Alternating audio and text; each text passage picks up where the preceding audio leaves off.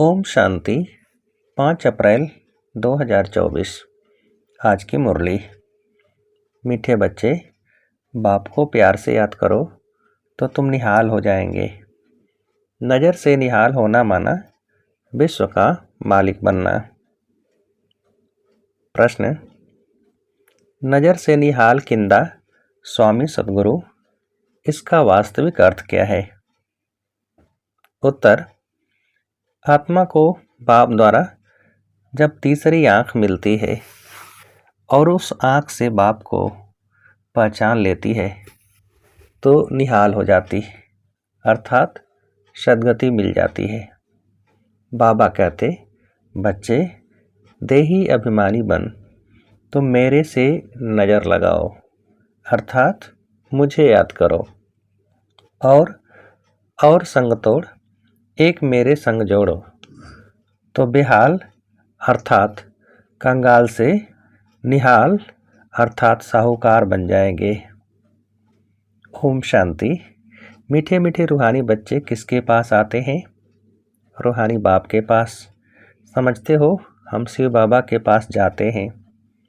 यह भी जानते हैं शिव बाबा सब आत्माओं का बाप है। यह भी बच्चों को निश्चय चाहिए कि वह सुप्रीम टीचर भी है तो सुप्रीम गुरु भी है। सुप्रीम को परम कहा जाता है। उस एक को ही याद करना है। नज़र से नज़र मिलाते हैं। गायन है नज़र से निहाल किंदा स्वामी सतगुरु। उनका अर्थ चाहिए। नज़र से निहाल किसको? जरूर सारी दुनिया के लिए कहेंगे, क्योंकि सर्व का सद्गति दाता है। सर्व को इस पति दुनिया से ले जाने वाला है। अब नज़र किसकी? क्या यह आँखें? नहीं, तीसरी आँख मिलती है ज्ञान की, जिससे आत्मा जानती है यह हम सभी आत्माओं का बाप है। बाप आत्माओं को राय देते हैं कि मुझे याद करो। बाप आत्माओं को समझाते हैं। आत्माएं ही पतित तमो प्रधान बनी हैं। अब यह तुम्हारा 84वां जन्म है। यह नाटक पूरा होता है। पूरा होना भी चाहिए जरूर। हर कल्प पुरानी दुनिया से नई बनती है, नई सो फिर पुरानी होती है। नाम भी अलग है। नई दुनिया का नाम है सतयुग। बाप ने समझाया है, पहले तुम सतयुग में थे, फिर पुनर्जन्म लेते लेते 84 जन्म बिताए। अब तुम्हारी आत्मा सतो तमो प्रधान बन गई है।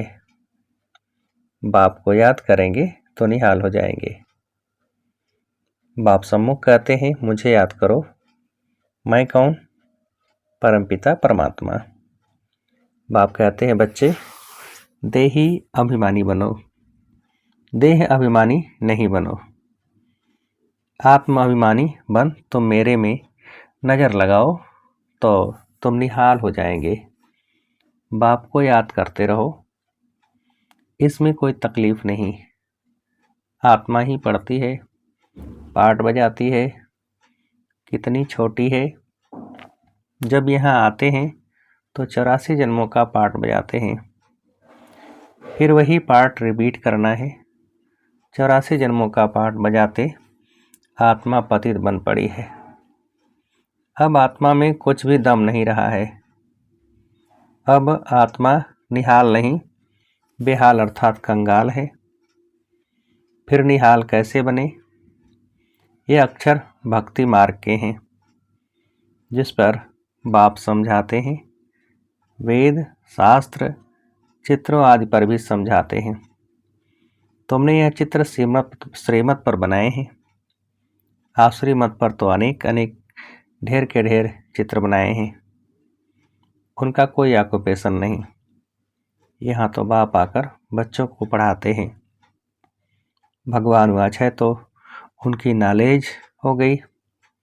स्टूडेंट जानते हैं ये फलाना टीचर है। यहाँ तो बच्चे जानते हो कि बेहद का बाप एक ही बार आकर ऐसी वंडरफुल पढ़ाई पढ़ाते हैं। इस पढ़ाई और उस पढ़ाई में रात दिन का फ़र्क है। वह पढ़ाई पढ़ते पढ़ते रात पड़ जाती है। इस पढ़ाई से दिन में चले जाते हैं। वह पढ़ाइयाँ तो जन्म जन्मांतर पढ़ते आए। इसमें तो बाप साफ बतलाते हैं कि आत्मा जब पवित्र होगी तब धारणा होगी। कहते हैं सेंधे का दूध सोने के बर्तन में ही ठहरता है। तो बच्चे समझते हो हम अब सोने का बर्तन बन रहे हैं। होंगे तो मनुष्य ही, परंतु आत्मा को संपूर्ण पवित्र बनना है। 24 कैरेट था, अभी 9 कैरेट हो गया है। आत्मा की ज्योति जो जगी हुई थी वह बुझ गई है। ज्योति जगी हुई और बुझी हुई वालों में भी फर्क है। ज्योति कैसे जगी और पद कैसे पाया, यह बाप ही समझाते हैं। बाप कहते हैं मुझे याद करो। जो मुझे अच्छी तरह याद करेंगे मैं भी उनको अच्छी तरह याद करूँगा। यह भी बच्चे जानते हैं। नज़र से निहाल करने वाला एक बाप ही स्वामी है। इनकी आत्मा भी निहाल होती है। तुम सब परवाने हो, उनको समा कहते हैं। कोई परवाने सिर्फ फेरी पहनने आते हैं। कोई अच्छी तरह पहचान लेते हैं तो जीते जी मर जाते हैं। कोई फेरी पहन चले जाते हैं, फिर कभी कभी आते हैं, फिर चले जाते हैं। इस संगम का ही सारा गायन है। इस समय जो कुछ चलता है उनके ही शास्त्र बनते हैं। बाप एक ही बार आकर वर्षा देकर चले जाते हैं। बेहद का बाप जरूर बेहद का वर्षा देंगे। गायन भी है 21 पीढ़ी। सतयुग में वर्षा कौन देते हैं? भगवान रचयिता ही आधा कल्प के लिए वर्षा देते हैं। रचना को याद भी सब उनको करते हैं। वह बाप भी है तो टीचर भी है, स्वामी सतगुरु भी है। भल तुम और किसको भी स्वामी सतगुरु कहते होंगे, परंतु सत एक ही बाप है। ट्रुथ हमेशा ही बाप को कहा जाता है। वह ट्रुथ क्या आकर करते हैं? वही पुरानी दुनिया को सचखंड बना देते हैं। सचखंड के लिए हम पुरुषार्थ कर रहे हैं। जब सचखंड था तो और सब खंड नहीं थे, ये सब पीछे आते हैं। सचखंड का किसको भी पता ही नहीं।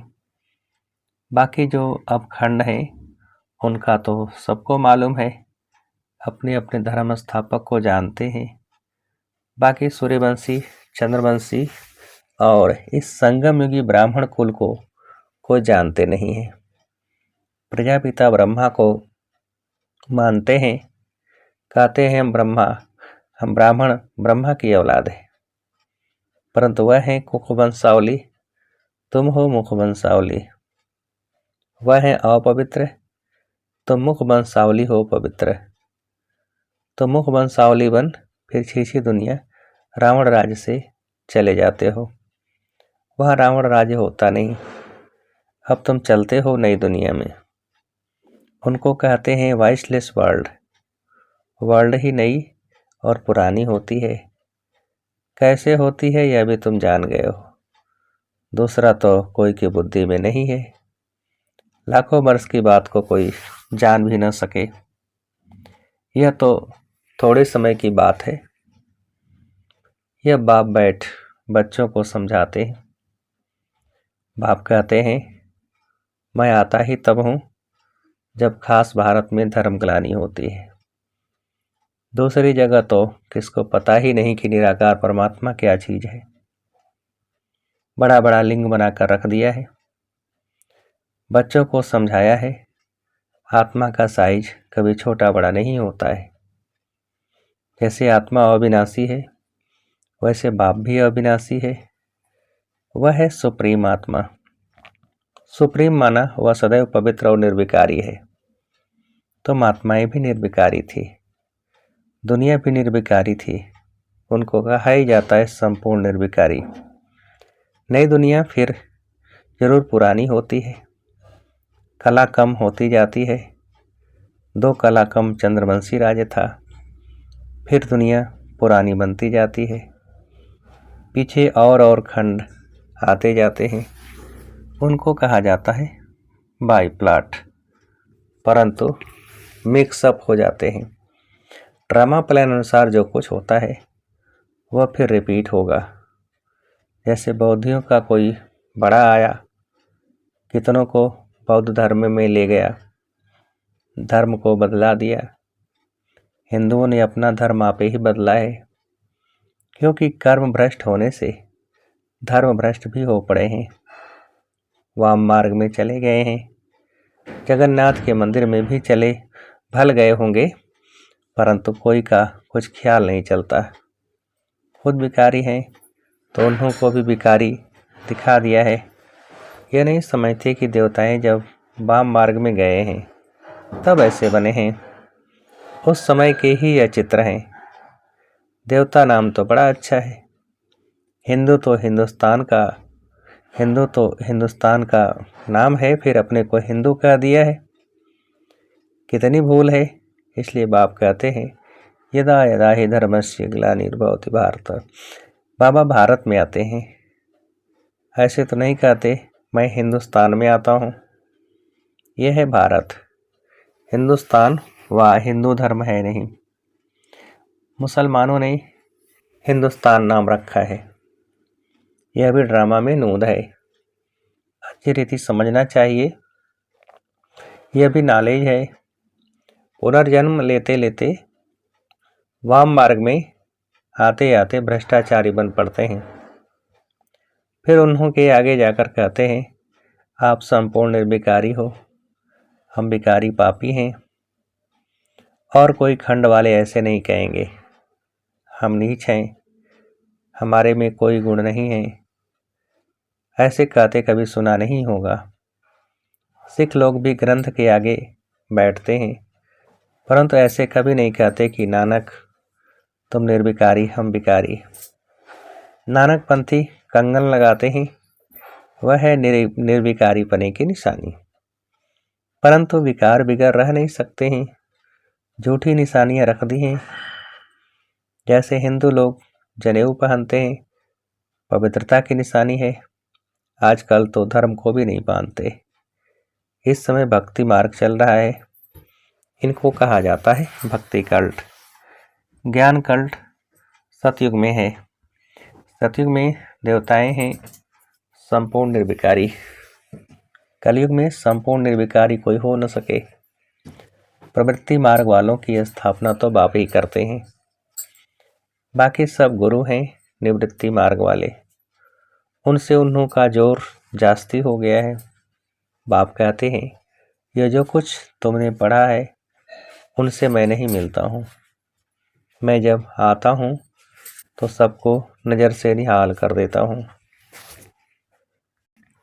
गायन भी है नज़र से निहाल किंदा स्वामी सदगुरु। यहाँ तुम क्यों आए हो?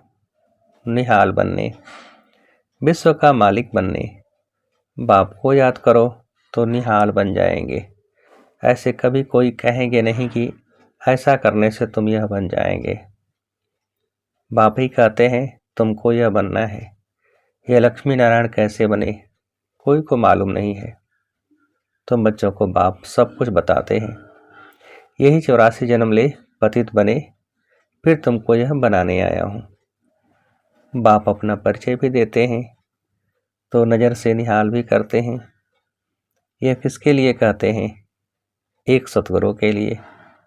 वह गुरु लोग तो ढेर हैं और माताएं अबलाएं हैं भोली। तुम सब भी भोलानाथ के बच्चे हो। शंकर के लिए कहा है आँख खोली विनाश हो गया। यह भी पाप हो जाए। बाप कभी ऐसे काम के लिए डायरेक्शन नहीं देते हैं। विनाश तो कोई और चीज़ों से होगा ना। बाप ऐसे डायरेक्शन नहीं देते। यह तो सब साइंस निकालते रहते हैं। समझते हैं हम अपने कुल का आप ही विनाश करते हैं। वह भी बांधे हुए हैं, छोड़ नहीं सकते। नाम कितना होता है, मून में जाते हैं, परंतु फायदा कुछ भी नहीं।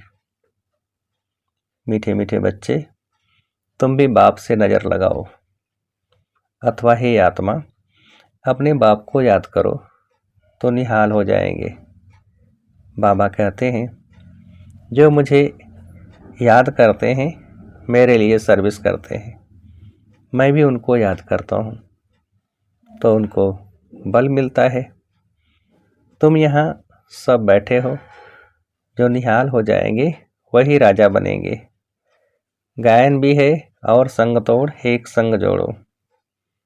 एक है निराकार, आत्मा भी निराकार है। बाप कहते हैं मुझे याद करो, तुम खुद कहते हो हे पतित पावन। ये किसको कहा? ब्रह्मा को, विष्णु को, शंकर को? नहीं, पतित पावन तो एक है, वह सदैव पावन ही है। उनको कहा जाता है सर्वशक्तिमान। बाप ही सृष्टि के आदि मध्य अंत की नॉलेज सुनाते हैं और सब शास्त्रों को जानते हैं। वह सन्यासी शास्त्र आदि पढ़कर टाइटल ले लेते हैं। बाप को तो पहले ही टाइटल मिला हुआ है, उनको पढ़कर थोड़े ही लेना है। अच्छा, मीठे मीठे सिकेल थे बच्चों प्रति माता पिता बाप दादा का याद प्यार और गुड मॉर्निंग। रूहानी बाप के रूहानी बच्चों को नमस्ते। हम रूहानी बच्चों की रूहानी बाप को नमस्ते। धारणा के लिए मुख्य सार, पहली पॉइंट, समा पर जीते जी मरने वाला परवाना बनना है, सिर्फ फेरी लगाने वाला नहीं। ईश्वरी पढ़ाई को धारण करने के लिए बुद्धि को संपूर्ण पावन बनाना है। दूसरी पॉइंट, और सब संग तोड़ एक बाप के संग में रहना है। एक की याद से स्वयं को निहाल करना है। वरदान, दिल की महसूसता से दिलाराम की आशीर्वाद प्राप्त करने वाले स्व परिवर्तक भव। विस्तार, स्व को परिवर्तन करने के लिए दो बातों की महसूसता सच्चे दिल से चाहिए। पहला, अपनी कमजोरी की महसूसता। दूसरा, जो परिस्थिति व व्यक्ति निमित्त बनते हैं उनकी इच्छा और उनके मन की भावना की महसूसता। परिस्थिति के पेपर के कारण को जान, स्वयं को पास होने के श्रेष्ठ स्वरूप की महसूसता हो कि स्वस्थिति श्रेष्ठ है, परिस्थिति पेपर है। यह महसूसता सहज परिवर्तन करा लेगी और सच्चे दिल से महसूस किया तो दिलाराम की आशीर्वाद प्राप्त होगी। स्लोगन, वारिस वह है जो एवर रेडी बन हर कार्य में जी हजूर हाजिर कहता है। वारिस वह है जो एवर रेडी बन हर कार्य में जी हजूर हाजिर कहता है। अच्छा, ओम शांति।